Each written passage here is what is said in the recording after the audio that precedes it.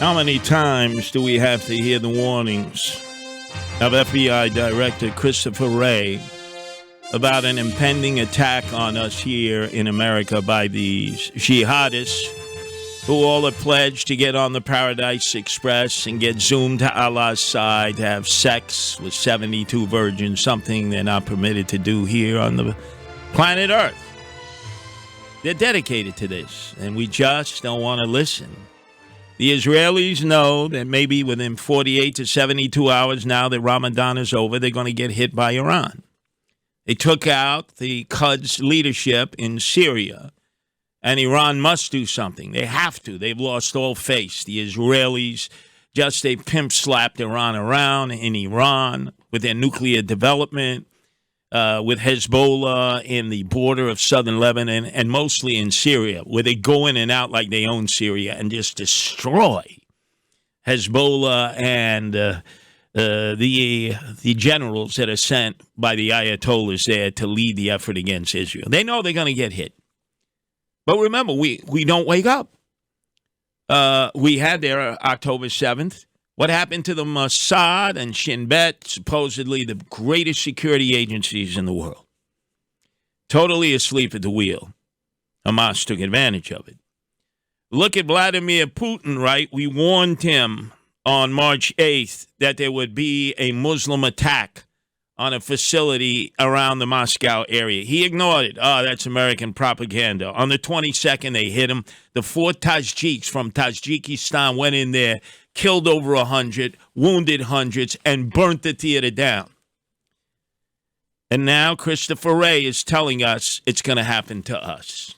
What has now increased is the greater possibility of one of these foreign terrorist organizations directing an attack in the United States. We haven't seen evidence that it's actually happening yet, but what we have seen is, and I listed them off in my opening remarks, one terrorist organization after another calling for attacks. So we should wake up. It is a time to be concerned. We are in a dangerous period. Wake up. How many times have we been hit before where we were asleep? First World Trade Center attack, 9/11 asleep. I mean, don't we realize these folks will live in a cave in Yemen and Afghanistan? They'll tend goats. And they wait for revenge to get on that Paradise Express and zoom themselves up to Allah's side. They don't care. And Christopher Wray, he's like Paul Revere. He keeps warning us. Director Wray, can you say that we do not have either individual foreign terrorists or terror cells affiliated with foreign groups currently operating in the United States? Well, we're not tracking that, but again, I point back to what it is. The gaps in our intelligence are real, and it's something that we have concerns about. Damn right, concerns. We had gaps in our intelligence September 11th. Remember? 9/11. And we're going to make the same mistake again, except this time Biden is allowing it to happen by unsealing the border. Christopher Wray, in an appearance on the Hill yesterday, talked exactly about that the threats are coming right from the border crossings. There are a whole host of threats that emanate from the border. Can you play that again? There are a whole host of threats that emanate from the border. Wow, which border is he talking about? Actually, both borders, the Mexican border and the Canadian border, because they come in both ways. And then he warned about the terrorists exploiting those border vulnerabilities. We have concerns that it could be a vulnerability that terrorist organizations could seek to exploit. Damn right they're going to exploit it. And he says that they're actively investigating these threats. So that's a threat stream that we're very concerned about. We're very actively investigating, working with DHS on people whose travel was facilitated. Wait a second. Did he say, Justin Alec, DHS, Department of Homeland Security, in charge of the Immigration and Naturalization Service, ICE? Did he say he's working with ICE? Could I hear that again, please? So that's a threat stream that we're very concerned about. We're very actively investigating, working with DHS on people whose travel was facilitated. So ICE is right at the forefront of this. They have their finger on the pulse of the terrorists potentially crossing both borders, Canada into the United States, Mexico into the United States. But here's the weak one, the feeble. I can't do anything. Eric Adams saying they won't let us work with ICE here. But we're not allowed to. City council law prevents us for using city resources to coordinate with ICE around immigration issues, and we're going to follow the law. Get out of here. You follow the law when you want to follow the law. The FBI director has warned us over and over again. It's an imminent attack, and we know what they're going to attack. New York. They always want New York. 3 times the charm. They want to run the board. You weak guy. Grow a set. And you know what this all stemmed from? The man who wants to resurrect his political career. He's like a zombie in the grave, right?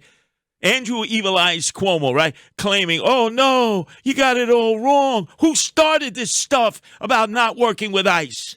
New York State is the state that says we will not cooperate with ICE. They're a bunch of thugs. He politicized ICE. They're a bunch of thugs. We said we will sue them if they violate any criminal laws in the state of New York.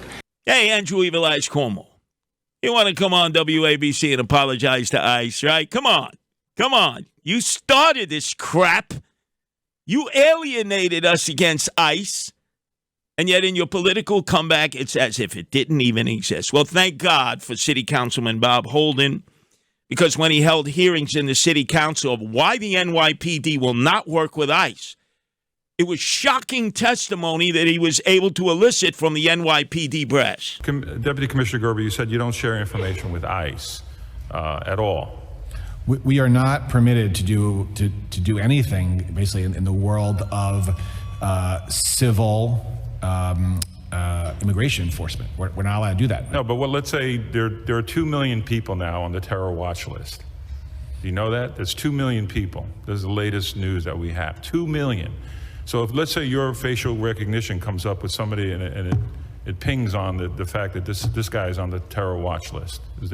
Do you just go to the FBI, or you won't? So obviously, if you go to ICE, as a matter of a criminal investigation, we have various law enforcement partners, but whatever else we're doing in the criminal realm, we are not permitted to use department resources, department information in connection with civil immigration enforcement. And the terrorists know this. By the way, all it would require is the NYPD at One Police Plaza plugging in to the computer, the ICE computer that has 2 million on the terror watch list, all of whom want to do harm to New York. We know that. They're not permitted to do that. And then Bob Holden, city councilman in Middle Village, Glendale, and Maspeth, says, wait a second. We survived 9/11. We can never forgive. We can never forget. And yet you're going to drop the ball again because you won't work with ICE? Most of us have lived through 9/11. We know why customs enforcement was created, so that we can communicate with agencies. So not to communicate with somebody who matches the terror watch list would be ridiculous.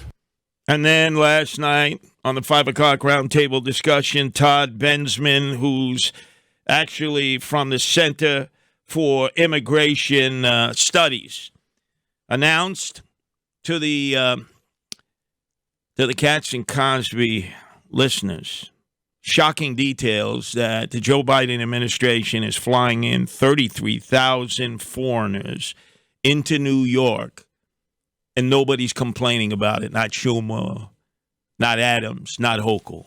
As of January, about 33,000 foreign nationals were flown into New York regional area. Wow. Which is going to be JFK and LaGuardia for sure, and probably some other ones in the area.